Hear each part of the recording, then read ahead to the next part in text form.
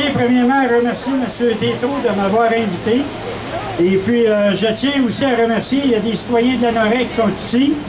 Je tiens à les remercier. Aussi, mon député, M. André Villeneuve, qui est ici, qui d'ailleurs mentionnait que c'est la maison du peuple. Et puis là, ce qu'on est en train de faire avec la loi 106, c'est qu'on est en train d'enlever la terre du peuple.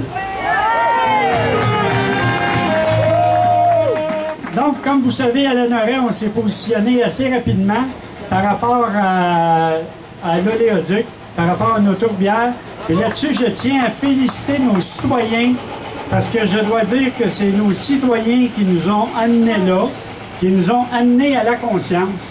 Parce que c'est pas toujours évident, je veux dire, lorsqu'on est élu, et moi, depuis que je suis en politique, ça a toujours été ma vision aussi, c'est que moi, je me considère pas comme le gouvernement municipal, je me considère comme le représentant du gouvernement municipal, parce que le gouvernement municipal, c'est mes citoyens. Puis le gouvernement du Québec, c'est pas les représentants qui sont en arrière de nous, c'est tous vous autres qui représentez le gouvernement du Québec. Nos élus et moi, en tant qu'élu, je considère que je suis le lobby ou le lobbyiste de mes citoyens.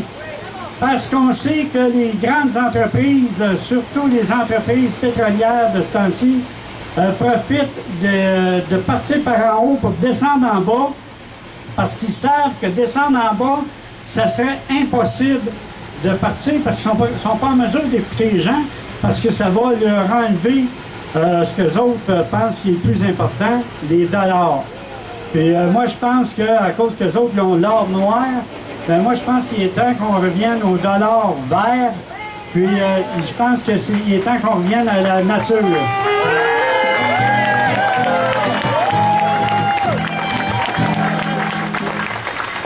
Je vous encourage, tout autant que vous êtes, à convaincre d'autres citoyens d'embarquer avec vous puis de solliciter vos conseils municipaux.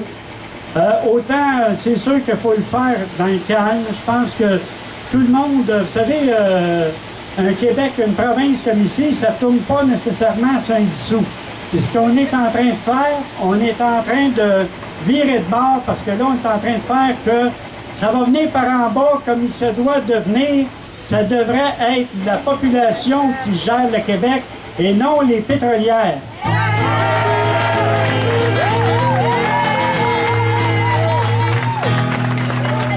Vous savez, j'ai un peu, c'est sûr que j'ai pas négocié, puis j'espère jamais négocier avec les pétrolières. De toute façon, ceux qui me connaissent chez TransCanada, ils viendront certainement pas me voir parce qu'ils connaissent mes couleurs. Mais moi, je regarde juste dans mon secteur, à un moment donné, où est-ce qu'on a eu une demande de dérogation assez récemment, et puis où est-ce que je reçois un courriel qui me dit voici les arguments que vous pouvez utiliser pour défendre notre projet. Puis, je vais vous dire bien franchement, ça m'a fait dresser les cheveux sur la tête, là.